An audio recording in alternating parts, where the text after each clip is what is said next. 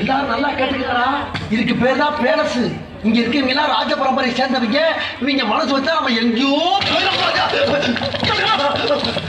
ஏன்டா அப்படி குரங்கு மாதிரி அங்கேயும் இங்கேயும் தவறுங்க. பார்த்தாங்கன்னா என்ன பாக்க. இப்ப இருந்து ஒரு குண்டு ஊசி சத்தம் கூட கேட்காம எல்லாத்தையும் மெதுவா சத்தம் இல்லாம இறக்கி வைக்கணும். என்ன